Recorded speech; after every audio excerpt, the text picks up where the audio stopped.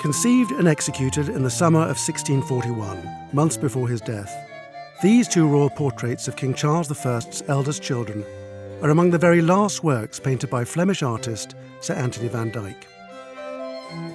The 11-year-old Prince of Wales would later become King Charles II, and his 9-year-old sister Mary, the Princess Royal, would become the mother of the future King William III. Both these pictures epitomise the extraordinary skill which Van Dyck brought to court portraiture, a genre in which he had excelled ever since his early years in Genoa. They provide penetrating and sympathetic likenesses of the royal children on the eve of the English Civil War, a time when their world, and that of the Stuart monarchy, was on the brink of collapse.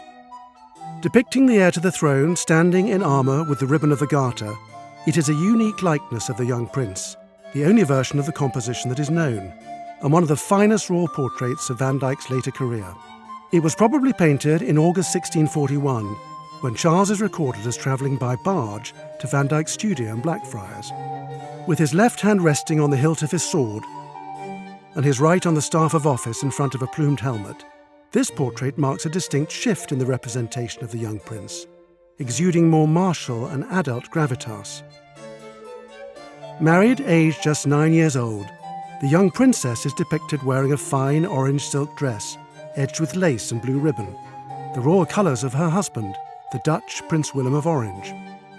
This is the only portrait of Mary that uses this combination of colours, suggesting it was painted for the Dutch royal household, and is likely the picture referred to in a letter from the Duchess of Roxburgh to the Queen in August 1641, in which she mentioned a portrait of the princess being painted by Van Dyck for Madame the Princess of Orange.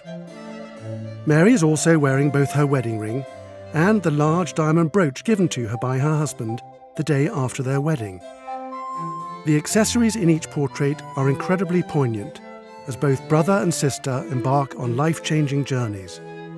Charles in the direction of war, and Mary into a marriage that will ultimately save the family's claim to the English throne. These charming, beautifully preserved portraits have been in the same private collection for nearly a century.